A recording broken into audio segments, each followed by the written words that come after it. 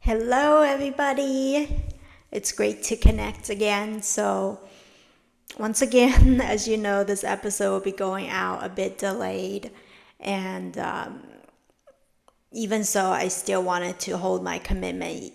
It's better delayed than not at all. And so, it's still going to go out this week, even though it's the end of the week. I'm recording this on July 6th at 9:18 p.m.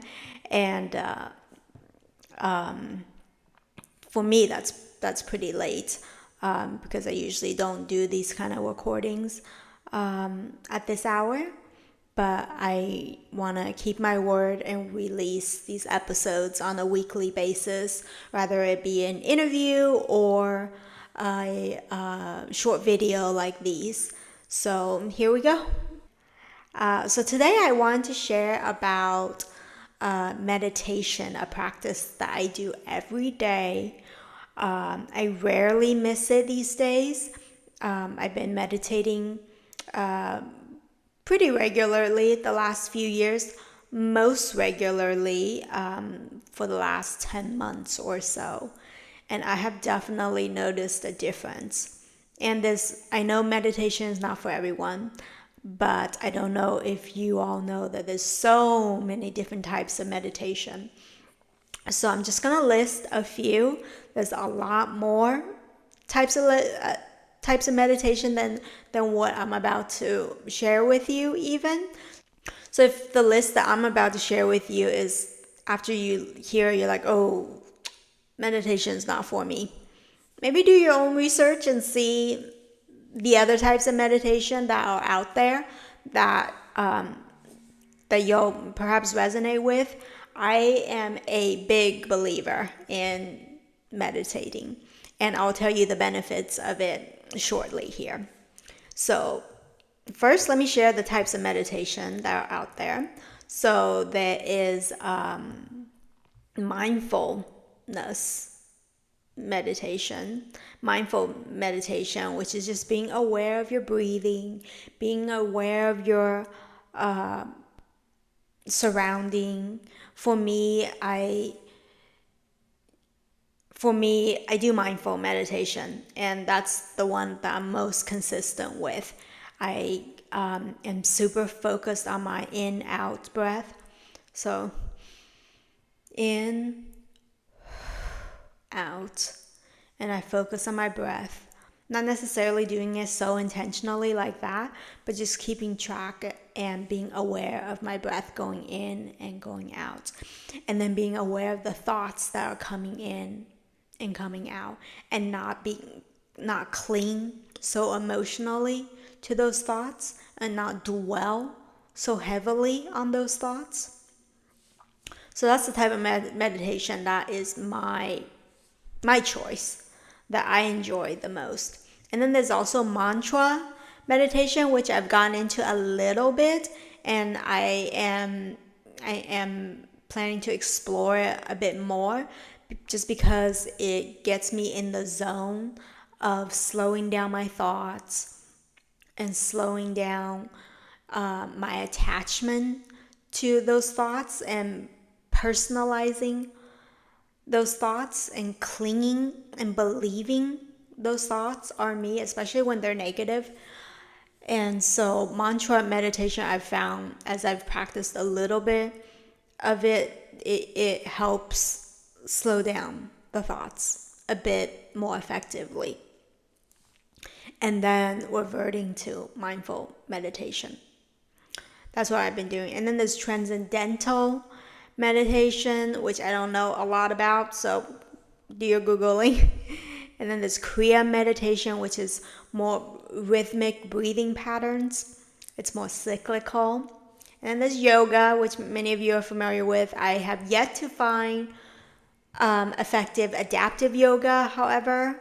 When I was living in New York City, I was actively looking for places to do adaptive yoga.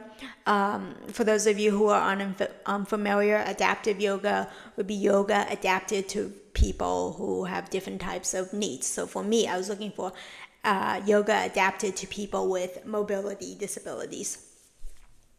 And in a place like New York City, they didn't have that. So I was like, well, if they don't have it in New York City, then I guess they don't have it anywhere else. I looked for it in Washington, D.C. too, because I lived there for almost 5 years. And adaptive yoga wasn't amazing there either. Yoga is considered a form of meditation, apparently. I was doing some Googling of the types of meditation, and yoga is considered a type of meditation, which I didn't even consider as such. But I am not an expert on meditation, and I'm just sharing some of my thoughts on meditation, sharing a small list here. And then I will share also what I have benefited from meditation. And then this walking meditation, obviously I use a manual wheelchair and I have a mobility disability. So this is a type of meditation that I will not be able to maximize and utilize. But for those of you who have different types of disabilities, or for those of you who can walk, you can utilize this type of meditation. And then there's apparently reading meditation, which that was news to me. I think just reading very mindfully and very focused probably, and just concentrate your attention solely on the material that you're reading. And then mudra meditation is like placing your fingers in a specific pattern or doing a specific pose, like a lotus pose, for example. And then there's chakra meditation. So that helps unlock the blockages in the chakra through mainly visualization exercises. And then there's also movement meditation. And then another good one that I want to explore a little bit more is loving kindness meditation, also known as metta meditation. So you're with this type of meditation, you're sending loving and kind thoughts towards yourself and towards others. So, and then there's Vipassana, which I did when I went to Joshua Tree to do a 10-day meditation retreat. It was focused heavily on Vipassana meditation. So that is meditating on seeing things as they really are, being aware of your physical sensations throughout the body, and doing a thorough body scan. And then, of course, there's guided meditation, which sometimes that could be really helpful. I think for those of you who are just hearing about meditation and is drawn to it and is fascinated by it, but do not have a practice yet, I think guided meditations are very, very helpful in the beginning. Later on, perhaps they'll become a little bit distracting, maybe, depending on who you are. And then there's Kundalini. Google that, because I don't know a ton about Kundalini, except that I know it's been super effective for a lot of people, and a lot of people really swear by Kundalini meditation. For me, like I said, my go-to is mindful meditation, mindfulness. And so here are some of my benefits that I've derived from meditating over the last few years. And it's not really an immediate, like you don't meditate one day and the next day you experience all these benefits. It's really a long-term impact, as a lot of meditators will tell you. So something I've noticed is that I've reacted less towards triggers, towards things that activate me in a negative way. And I'm able to manage my emotions overall better. I just feel more stable emotionally. Obviously, it's one of those 2 steps forward, 3 steps backwards type of thing. And just because I meditate doesn't mean when there is a trigger that I will always behave in a way that I'm proud of. That's not the case, but overall, on average, I am happier and happier with the results of my reactions when I am triggered, when I am activated. Meditation also really helps me to calm down and center myself. When I'm triggered or activated, I know as someone who was abandoned when I was a toddler, I've shared a little bit of my story with you all. I was abandoned by as a toddler, and so that abandonment wound is very much still strong in me. And so when I feel anxious or when somebody, doesn't respond to a message or a behavior that really triggers a deep abandonment wound in me, I meditate and I come back to center. And even just meditating for 10-15 minutes when I'm really activated really, really helps. So I encourage you, if an abandonment wound is also strong in you, and when you get triggered, when you get activated, you need something, a tool to help you come to center, to get grounded, to calm down. Perhaps mindfulness meditation would be something you want to try, or any of the other types of meditations that are out there. The list that I just shared is not by all means comprehensive. Another benefit of meditation I've noticed is overall enhanced concentration. Just my focus, my attention span to staying with a task has improved. Another huge benefit is, I think this could be helpful for everyone. Actually, I will say that it is benefit for everyone, is increased self-awareness. I noticed that when I've said something that I am not proud of, or I'm reacting in a way that I'm not proud of, I'm aware of it, and then I course correct faster than I normally would have before.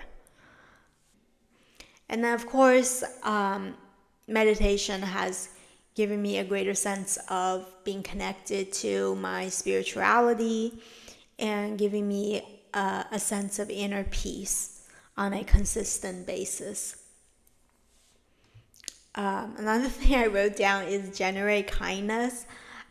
I do believe meditation has made me a more patient, compassionate, kind person overall. Although there's a number of other things that I've done that have also watered that seed as well. For example, listening to Thich Nhat Hanh's books, who is a Vietnamese monk who moved to France to live and founded Plum Village, and he's written a ton of books on mindfulness, on just a lot of books on being aware, on being mindful. And then another benefit is if you have a hard time falling asleep, I found meditation has really helped me when I feel restless, or when I'm experiencing insomnia. I meditate for about 30, 40, upwards of 45 minutes, and then I am able to fall asleep when I'm triggered, when I'm activated, when I'm dwelling on something, when I'm obsessing on a thought. I'll meditate, and it'll help me calm down, slow down those thoughts, and get back to sleep. And then another benefit of meditation is that it is free, and you can utilize it anywhere at any time. So that is amazing. It's an inner tool that you can utilize all the time, as much or as little as you want. Another one is the last few is so meditation has really helped me focus on living in the present moment instead of dwelling on the past or the future. I am the worst at staying in the present moment. I'm always living in the future. Like, I'm not just like a year or 2 years. I'm always living 10, 15 years into the future, to the point where I'm hardly ever in the present moment. But ever since I've started meditating over the last few years, I've noticed I've really tried to enjoy the present moments, and I've really tried to enjoy the here and the now, and embrace each interaction with the people that I'm interacting with in this current moment, and really being grateful for what I have right now in this moment. Like right now, I'm really grateful that I get to talk to you through my laptop, through this microphone, and share my insights, and hopefully provide a little peace, a little calm, a small tool to bring you back to center and bring a little bit of happiness. And then last two, meditation has really helped me be more patient. I am a very impatient person, and so meditation has helped tremendously on this front. And this one's definitely 3 steps backward, 2 steps forward trajectory for me. The progress has been quite slow, but I do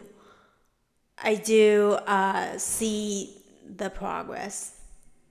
And then it has also enhanced my willpower to do something. If I say I'm going to do something, and the chances of me doing it is much more likely with having been meditating consistently. And so that is a wrap. Thank you so much for listening. I really always appreciate your attention. I always appreciate being able to connect with you in this way. And I will connect with you next week.